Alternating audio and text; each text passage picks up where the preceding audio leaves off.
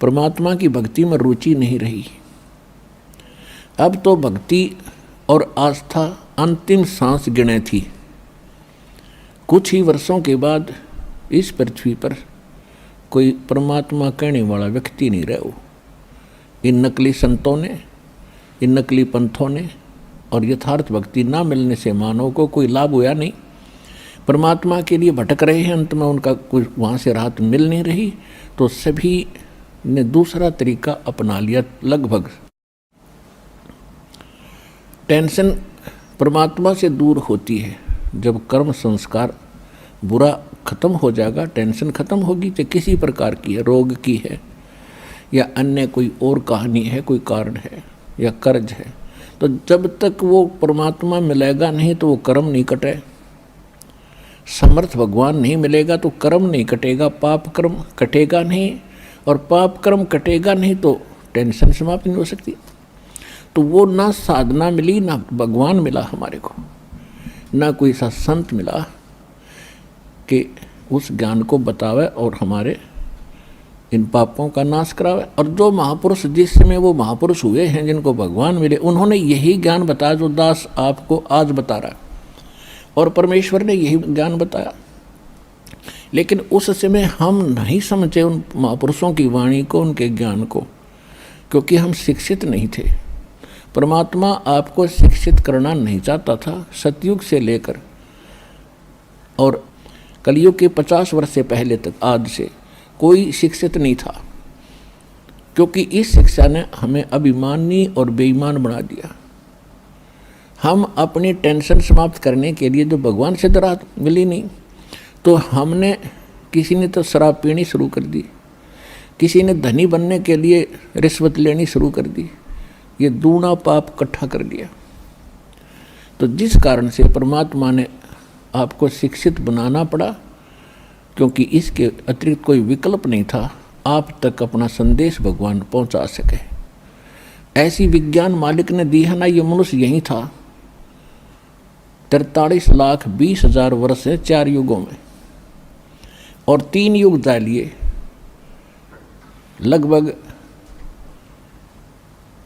लगभग 40 लाख 39 लाख वर्ष जा चुके एक चतुर्युगी के। तो अभी तक हम शिक्षित नहीं हुए, क्योंकि परमात्मा नहीं बनाना चाहता था आपको बेईमान, अहंकारी, अभिमानी। और ना उससे पहले कोई इसी विज्ञान बना सका जो आज बन रहे हैं। कंप्यूटर हैं, इंटरनेट सिस्टम बना दिया, मोबाइल बनवा दिया अपने बच्चों के लिए। अब ये 10 वर्ष से उरे उरे ढूंढा ठाया परमात्मा ने। ये गॉड गिवन बुद्धि है या किसी मनुष्य की खोज नहीं है। और परमात्मा ने इसलिए दिया कि सब बच्चे मेरे इस ज्ञान को रह रह कर देखेंगे, प्रमाणों को मिलाएंगे, और फिर चलते फिरते काम करते करते मेरी महिमा सुना करेंगे। क्योंकि हम बिजी घने हो गए, बहुत हम व्यस्त हो गए। काम तो बहुत कम हो गया, क्योंकि मशीन से सब काम हो रहा है, और फिर भी हम व्यस्त इतने हैं, समय नहीं किसी के पास भगवान की 2 घड़ी भक्ति करने का। इस विज्ञान ने चक्कर काट दिया, इस माया की हवस बढ़ गई हमारे अंदर। तो इस ज्ञान से इस माया के जोड़ने की हवस कम होगी और भक्ति की हवस जागेगी, और तब ये आत्मा परमात्मा की भक्ति में दृढ़ता से लगेगी। तो उसके लिए भगवान ने ये समय सेलेक्ट किया, और वो सच्चा ज्ञान, सच्ची भक्ति, यथार्थ भक्ति विधि आज इस दास को उपलब्ध कराई। और साथ के साथ अभी सन 1994 में दास को आदेश हुआ था दीक्षा देने का। अब उसके तुरंत बाद ही 5-7 वर्षों के बाद ही ये टीवी चैनल बन गए और इनकी बाढ़ सी आ गई। तो काल ने अपना दाव खेला कि इन सभी टीवी चैनलों पर अपने दूतों से नकली ज्ञान प्रचार करना शुरू करवा दिया। और फिर जब हमारा नंबर आया सन 2003 में, हमने कोशिश की थी आस्था चैनल पर 3-4 महीने चला था। यदि उस समय ये ज्ञान 6 महीने और चल जाता, सारी उथल पुथल हो जाती, सारा विश्व जाग जाता। तो इन नकली संतों को, इन नकली आचार्यों और शंकराचार्यों को चिंता बन गई कि अगर ये ज्ञान जनता तक पहुंच गया तुम्हारी छुट्टी। ये तो इससे सिद्ध है कि ये लोग भगवान नहीं चाहते, न कल्याण चाहते किसी का, केवल स्वार्थ चाहते थे। तो वो एकदम हमारा बंद करवा दिया।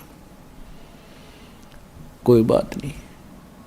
उसके बाद ऐसा कांड करवाया, क्रोथा कांड, झूठ बोल के झूठा बदनाम किया। रामपाल निंदा करता है, वहाँ ऐसा होता है वैसा होता है। उनका उद्देश्य ये था कि इसको मिटा दे और तुम्हारी पोल ना पाट जाए और जनता का कल्याण ना हो जाए। उनका उद्देश्य यही है। लेकिन उस परमात्मा का वचन है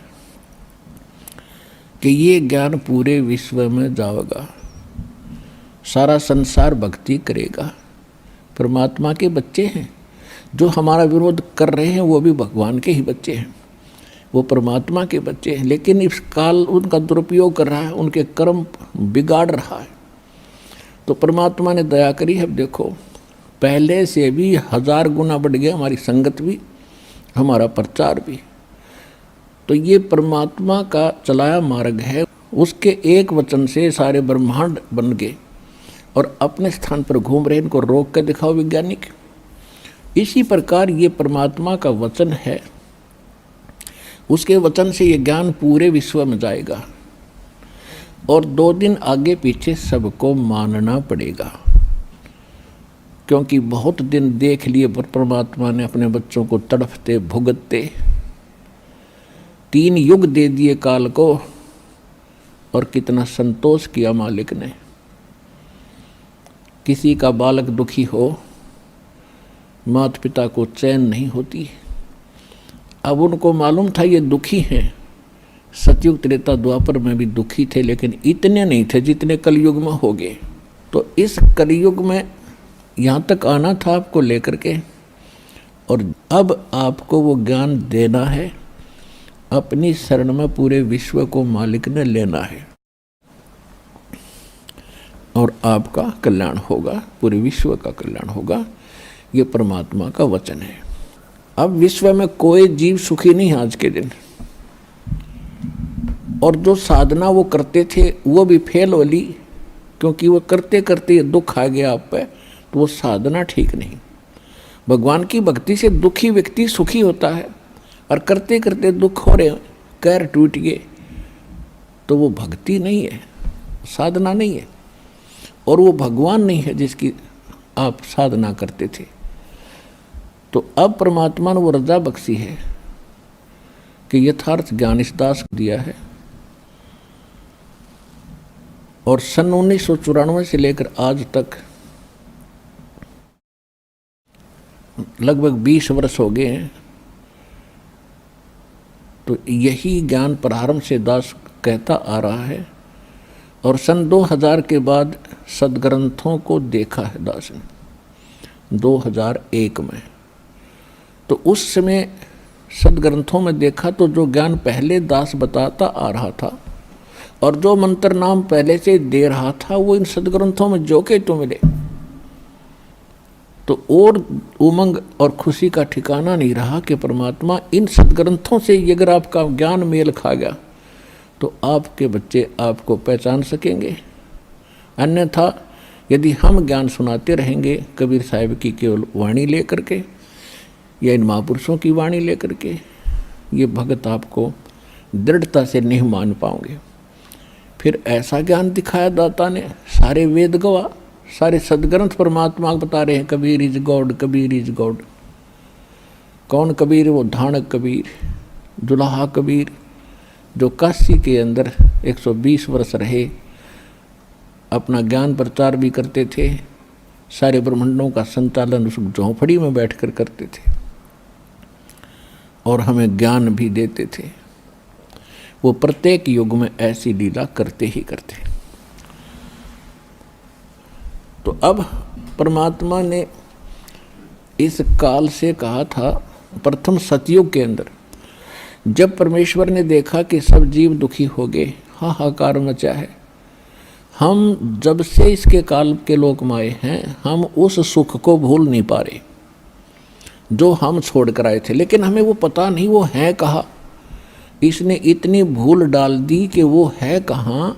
वो सुख हम यही खोज रहे हैं, इस नमक की बोरी में, इस नमक की मंडी में हम बूरा का टेस्ट खोज रहे हैं।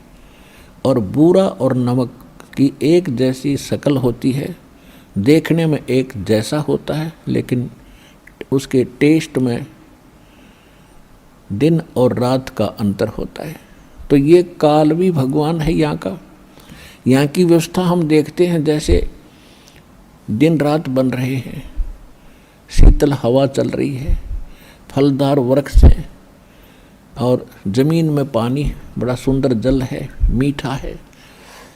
ये सुविधाएं देखते हैं हम तो हमें लगता है कि ये बिल्कुल भगवान है जिसने हमारी इतनी चिंता है, कितने अच्छे फल फ्रूट दे रखे हैं, अपने आप उगे हैं ये।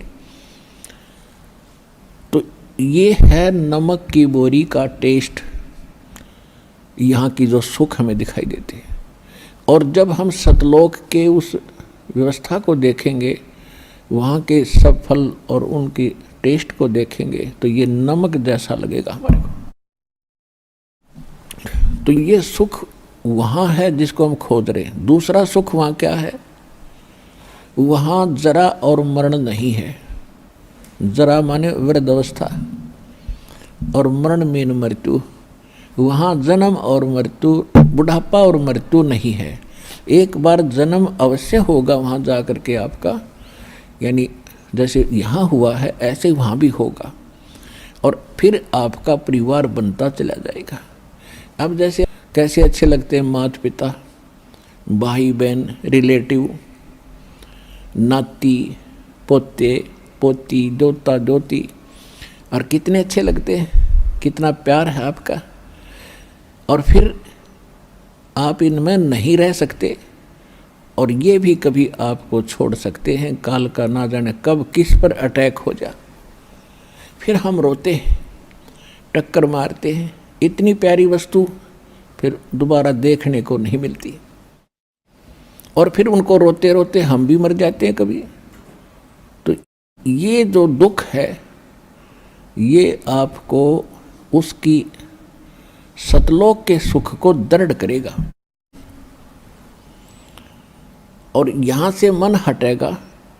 और इसका तरीका बताया है कि आप अपने सभी रिश्तेदारों को, और नहीं तो कम से कम अपने पूरे परिवार को परमात्मा की भक्ति में लगा दो। यहाँ तो एक बार सबने जाना है, ये तो अंडरस्टूड है, ये तो ना भी मानने वाली बात ना है कि हम नहीं मरेंगे।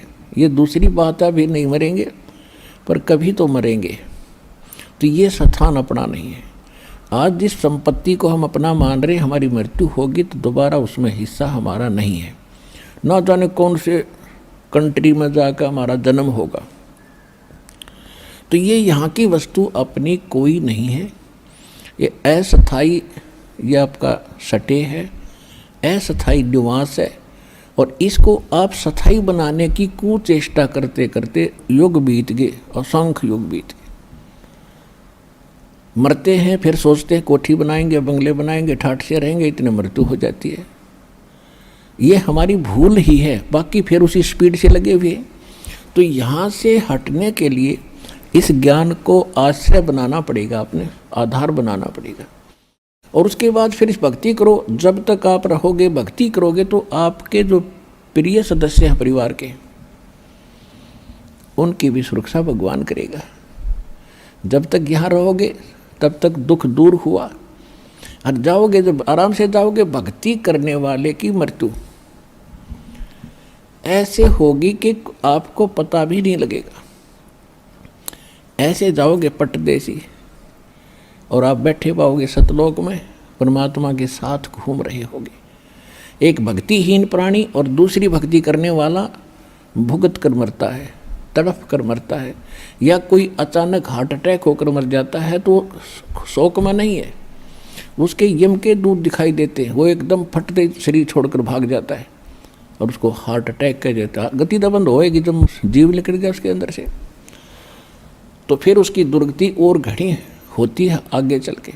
लेकिन परमात्मा के भक्तों का वो संकट भी टलेगा, आपके बच्चे भी सुखी रहेंगे, आपका परिवार यहाँ भी पीड़ा से बचेगा, लेकिन भक्ति करनी पड़ेगी और मर्यादा में रहना पड़ेगा। फिर आप सतलोक जाओगे। सब बच्चे भक्ति करने वाले धीरे धीरे सारे वहीं, क्योंकि वो ज्ञान ऐसा घर कर जाएगा प्रत्येक प्राणी के, बच्चे के, प्रत्येक सदस्य के, कि यहाँ तो अपना है ही नहीं।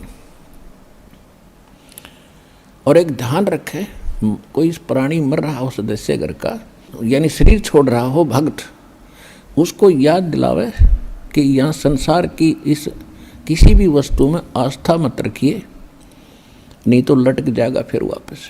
गुरुजी ने जो ज्ञान बताया है वहाँ सतलोक है, वहाँ सुरती लगा, आप भी चलो और हम भी आ रहे हैं, फिर हम कौन से सदा रहेंगे। तो उस समय उसका यहाँ से मन हटावे। अब पहले क्या करते थे, जब वो मरने लगता उसे पूछते तुझे कौन याद आता है, वो कभी कहता मुझे फलाना पोता याद आता, उसके दर्शन करा दो फिर मरूंगा। वो पोते ने बुला लेते हैं, फिर वो मर जाता है। यानी वो आस्था फिर वहीं रहेगी, वापस वहीं आकर उस पोते का मनमाना भैंस बन कर खड़ा हो जा, या कुत्ता बन कर गली में आकर बैठ जाएगा उस पोते के, और पोता मारेगा सिर में लठ फिर। तो ये बात आपने याद रखनी पड़ेगी। ठीक है, जब तक आपका संस्कार है प्यार से रहो, और इनको भी भगवान के बच्चे जानकर उनकी सेवा करो, अच्छा मार्गदर्शन करो, प्यार से रखो, बुराइयों से बचाओ और भक्ति पर लगाओ। ये आपका परम कर्तव्य बनता है। अब जो प्रसंग चल रहा है कि काल भगवान ने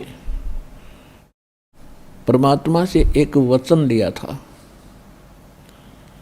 परमात्मा ने जब देखा कि यहाँ जीव घने दुखी हो गए, किसी की टांग कट रही है, किसी की माँ मर गई, किसी का पिता मर गया,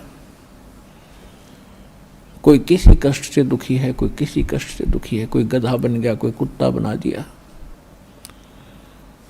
ये परमात्मा को आपकी जो पुकार वहाँ मालिक के चरणों में पहुँची, हाहाकार मची। अब जैसे हम भी, जैसे श्री विष्णु जी के पुजारी था ये दास, श्री कृष्ण राम का और हनुमान जी का, और फिर भी लास्ट में न्यू कहा करते, कोई आपत्ति आ जाती, हे सच्चे भगवान, हे सच्चे मालिक। यानी इनसे हटकर वृत्ति कहीं और जाती थी सच्चे मालिक पर। हम उसको अब पता चला, ये सत साहिब जिसे कहते हैं यही है वो सच्चा मालिक, यानी रियल गॉड, वास्तव में परमात्मा। अब पता चला वो सच्चा मालिक कौन है, और वही सब दुख निवारण करने वाला है। तो उस सच्चे मालिक ने हमारी पुकार सुनी। तो परमात्मा प्रथम बार जब इस काल की सृष्टि में आए, तब इस काल भगवान ने परमात्मा से विवाद किया था, क्योंकि परमेश्वर अपने पुत्र जोगजीत के रूप में थे। तो उसने, काल ने ये सोचा कि ये जोगजीत आया है तो परमात्मा का कोई संदेश लाया होगा। ये यहाँ का जो भगवान है परमेश्वर से बहुत डरता है, कबीर भगवान से, उस सच्चे मालिक से। जैसे गरीबदास साहिब जी ने अपनी वाणी में कहा है कि काल डरे करतार से, जय जय जय जगदीश, और जोरा जोड़ी झाड़ता पग रद डारे शीस। तो ये उस परमात्मा से बहुत डरता है। अब उसको ये पता लगा कि जोगजीत मेरे लोक में आया है तो कोई बात विशेष है। तो उसने पहले कारण पूछा कि जोगजीत, आपने मुझे वहाँ से निकाला था, आप सृष्टि रचना में पढ़ते हो, परमात्मा ने जोगजीत के रूप में आकर इसको वहाँ से 21 ब्रह्मांड सहित अपने सतलोक से निष्कासित किया था। तो इस कारण से उसने इस बात से दुख हुआ कि तू मेरे लोक में क्यों आया, जब तूने अपने लोक से हमें भगा दिया था अब तू मेरे लोक में कैसे आया? ये तो मैंने तप करके ले रखा, तेरा इसमें कोई रोल नहीं। इस चीज से बहुत दुखी हुआ वो। कौन? काल। फिर उसने सोचा कि ये कोई संदेश लाया होगा, पहले वो पूछ लेता हूं, फिर इसके साथ मैं युद्ध करूंगा, इसको पीटूंगा। तो परमात्मा जोगजीत रूप में खड़े थे, उन्होंने कहा कि सुन ले काल, परमात्मा का संदेश सुन ले तू। आपने ऐसा जुल्म कर दिया है, परमात्मा की आत्माओं का क्या हाल कर रखा है, हाहाकार मचा रखी, समय पर इनको टूक नहीं, और कैसी इनकी स्थिति कर रखी है, ना कोई इनकी सुरक्षा है, कोई किसी की माता मर गई, किसी का पिता मर रहा है, कोई पशु बना दिया, कोई कुत्ता बना रखा है। ये हालत भगवान से देखी नहीं गई, इसलिए मैं आया हूँ और सुन ले उसका संदेश। मैं नीचे जाऊँगा सारे ब्रह्मांडों के अंदर और तेरी पोल खोल लूँगा, तेरा पर्दा फाश करूँगा। तू भगवान नहीं है, ये काल है, ये तुम्हें खाने के लिए यहाँ रोके हुए हैं, और सारी तेरी कहानी बताऊँगा, परमात्मा की सच्ची कथा सुनाकर, सृष्टि रचना सुना करके उनको दृढ़ता फैलाऊँगा, और सच्चा नाम मेरे पास है, परमात्मा ने दिया है, वो नाम सुनाऊँगा। उसके भक्ति करके वो सीधे वापस वहाँ चले जाएंगे जहाँ से वो आए थे। अब इस बात को सुन के उस ज्योति निरंजन काल के को बड़ा दुख हुआ और इतना गुस्सा आ गया कि इस जोगजीत ने अभी ख़त्म कर दूं, नहीं हो तो मेरा नाश करेगा, उजाड़ देगा मेरे को। यदि नीचे के प्राणियों को परमात्मा का ज्ञान हो गया तो सब भाग जाएंगे और तू यहाँ अकेला रह जाएगा और तेरा बाग उजड़ जाएगा, तेरी खेती खत्म हो जाएगी। ये तो हमने खेती बना के पाल रहा है, सत्कर मान लियो आपको। ये कोई दास की अपनी मन गढ़ंत कहानी नहीं है, ये गॉड गिवन स्पिरिचुअल नॉलेज है। खुद परमात्मा ने आके बताया है कि तुम यहाँ जन्म मृत्यु में क्यों दुखी हो, कि इसको 1 लाख मानव शरीरधारी प्राणी नथ खाने पड़ते हैं, और जिस कारण से यो आपको यहाँ पाले हुए हैं, जैसे कसाई बकरे पालता है। पुण्यात्माओं, जिस दिन आपका यह भांग उतर जाएगी ना, इस यहाँ का नशा उतर जाएगा इस काल का, ये झूठे व्यवस्थाओं को आप देख करके भूले फिरते हो, कोई मंत्री बन गया, कोई महामंत्री बन गया और भटक रहे हैं, सारा दिन इस खिलौनों से खेल कर जीवन नाश कर जाते। आज तो महामंत्री बन गया, प्रधानमंत्री बन गया, सारी पृथ्वी का पति बन गया, अगले जन्म में क्या होगा? गधा बनेगा, वह कहाँ जाएगी इतनी प्रभुता? तो परमात्मा ने अपने बच्चों का अगला दुख दिखाई दे है, और हमें ज्ञान हो गया, हमें भी इनका अगला नेक्स्ट कदम दिखाई देता है, कुएं में गिरेंगे जाते ही। तो हम चाहते हैं इनको, इनके हाथ पकड़ लें, कुएं में ना गिरने दें, इनको सत भक्ति और सत्ज्ञान बता के यथार्थ भक्ति और यथार्थ कमाई या भक्ति की इधर रुचि पैदा करें। ये हमारा कर्तव्य बन गया भगवान के आदेशानुसार। तो इस काल ने आपको ऐसे पाल रखा जैसे कसाई बकरे पालता है। अब आप देखते हो कसाई के बकरों को, बकरे और बकरी नर मादा दोनों इकट्ठे छोड़ देता है, एक बड़ा हा चरागाह बना देता है, खेत घास फूस झाड़ बोझड़ों वाला, और उसके चारों तरफ बाड़ लगा देता है, एक शेड बनाता है, एक झोंपड़ी उनके लिए गर्मी सर्दी से बचाने के लिए, और एक सरोवर बना देता है, तालाब वहाँ पर उनके पानी पीने के लिए, वहाँ चरते हैं, पानी पीते हैं, गर्मी सर्दी से बचने के लिए वृक्षों के नीचे या शेड के नीचे आ जाते हैं। और वो कसाई जब जाता है उन बकरों के पास तो ये समझते हैं, या कसाई के नौकर जाते हैं तो वो ये भोली प्राणी ये समझते हैं कि बड़े दयालु हैं, सारे हमारी कितनी केयर टेक करते हैं, कितनी देखभाल कर रहे हैं और कैसी सुविधा दे रखी है, तो वो बहुत नेक स्वामी नज़र आते हैं। लेकिन जब उसको ज़रूरत पड़ती है कसाई को, वो निकलवा लेता है, 10 चाहिए 20 चाहिए उनमें तो, उसमें ना देखता किसी का बेटा आ रहा है, किसी की माँ आ गई है, या पूरा परिवार ही क्यों ना आ गया हो, बेशक आ जाओ। कसाई किसे कहते हैं? तो पुण्यात्माओं, जब कभी कभी वो कसाई या उसके नौकर जब उन बकरों में जाते हैं, बकरियों में, तो वो उनको अच्छा आदमी समझ कर उनसे प्यार करते हैं, उनकी तरफ भाग कर जाते हैं, उनसे प्यार करते हैं, ऊपर को पैर उठा के सीने से लगाना चाहते हैं और उसके हाथ को चाटते हैं। वो देख रहा है ऐसे हाथ लगा के, वो कसाई देख रहा है कि इसमें कितना मांस हो गया, कुंडसे में कितना है, पहला किसकी टिकट काटूं। और वो चाटते हैं, स्वामी अच्छा मालिक मान कर उसे प्यार देते हैं। तो परमात्मा बताते हैं कि आप इन सुविधाओं को देखकर ये मान बैठे हो कि भगवान बड़ा दयालु है, और फिर कर तोल देता है। किसी का परिवार नष्ट हो गया, कितना महामारी आ गई, कितना फ्लड आ गया, कहीं रोग से, कहीं दुर्घटना से हाहाकार मची है, या अन्य किसी बीमारी से। तो उस समय आपकी बुद्धि इतना काम नहीं करती, वो बिजली क्यों गिर गई इस परिवार पे। हम सोचते हम नहीं मरेंगे, हम ठीक ठाक हैं। उस दुर्घटना से पहले वो भी ठीक ठाक मान रहे थे। तो यह भूल मिटेगी इस सत्संग से, क्योंकि ये सत्संग है और भगवान का दिया हुआ बताया हुआ ज्ञान है, 100% सत्य है। हम व्यवस्था दूसरी में घने दिनों से रचे हुए हैं, तो हमारा देर से बुद्धि में स्वीकार्य होती है कि ये ऐसे कैसे होगा, ये कैसे खाता है, शरीर तो यहाँ रह जाता है। जैसे आपने बादाम देखे होंगे, बादाम ऊपर का कवर खाने का नहीं होता, अंदर गिरी होती है।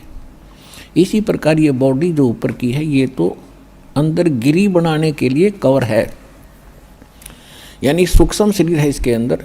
उसके अंदर हम सारे जीवन में जो खाते हैं, पीते हैं और जो भी व्यसन करते हैं, उन सब का अंश उस सूक्ष्म शरीर में लिप्त हो जाता है। शेष तो बॉडी इस स्थूल शरीर के पालन पोषण में लग जाता है और कुछ उसके अंदर समा जाता है। जैसे आप देखते हो ओका, बीड़ी और शराब, ये भुक्की और ये अफीम, ये खान की चीज़ है और सबसे ज़्यादा सबके घर में पहुंच गई है। कलयुग में शायद ही कोई व्यक्ति बचा हो, व्यक्ति बचा है तो घर नहीं बचा है। तो ये क्यों खा रहे हैं? क्योंकि ये मन है, इसने अपना एजेंट छोड़ रखा है, काल का दूत है ये दूसरा रूप काल का समझो। और ये चाहता है कि ज़्यादा टेस्ट ये खाए, हुक्का पाड़े, तम्बाकू पीवे, खावे, इसका उतना ही अंश उसमें जाएगा सूक्ष्म शरीर में। और फिर उनको भून कर एक तपस्या बहुत बड़ी तई सी है पत्थर की, उस पर डाल देता है 1 लाख प्राणियों को, सूक्ष्म शरीर को। ये स्थूल शरीर यहाँ रह जाता है। इसके हम अंतिम संस्कार में लगे रहते हैं, कभी इसका पिंड भरवाते हैं, कभी गंगा में डलवाते हैं, कभी तेरहमी करते हैं, और वो तपस्या भुना जा रहा होता है। तो फिर उसमें से जो गंध निकलता है, उन सूक्ष्म शरीर को भून के, जीव मरता नहीं सूक्ष्म शरीर में, लेकिन दुख घना होता है, उसको ये काल खाता है। जिस कारण से आपको यहाँ ये पाले बैठा, रोके बैठे।